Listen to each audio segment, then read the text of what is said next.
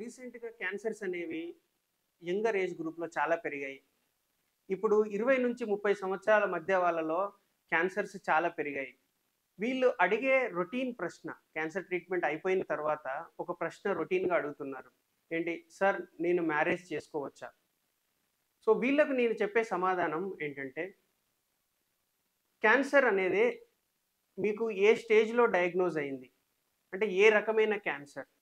దీనిని బట్టి అంటే మీలో కంప్లీట్ క్యూర్ అయిపోయిందా లేదా? సో వీటన్నిటిని కన్సిడర్ చేసుకొని ఈ డెసిషన్ తీసుకోవడం జరుగుతుంది. కొన్ని క్యాన్సర్స్ స్టేజ్ 1, స్టేజ్ 2లో ప్రెజెంట్ అయినప్పుడు వాటిలో ట్రీట్మెంట్ అనేది 100% పాసిబుల్. ఇప్పుడున్న లేటెస్ట్ అడ్వాన్స్డ్ టెక్నిక్స్ వల్ల 100% మనం క్యూర్ చేయగలుగుతున్నాం. ఇవి మీరు క్యాన్సర్ ట్రీట్మెంట్ పూర్తయిన తర్వాత మీకు ప్రతి 2 సంవత్సరాలు స్కాన్ చేసి డిసైడ్ చేస్తాం. ఇది 100% క్యూర్ అయిందా లేదా? సో ఈ 2 సంవత్సరాలలో ఏ క్యాన్సర్ తిరిగి రాలేదు అన్నప్పుడు మీరు మ్యారేజ్ చేసుకోవడానికి 100% ఫిట్ అని చెప్తాను. చాలామంది క్యాన్సర్ వచ్చి ట్రీట్మెంట్ కంప్లీట్ అయిన తర్వాత మ్యారేజ్ చేసుకొని పిల్లలను కన్న వాళ్ళు చాలామంది ఫాలో అప్‌లో ఉన్నారు. సో ఈ క్యాన్సర్ అనేది మ్యారేజ్‌కి ఏ విధమైన అడ్డు కాదు.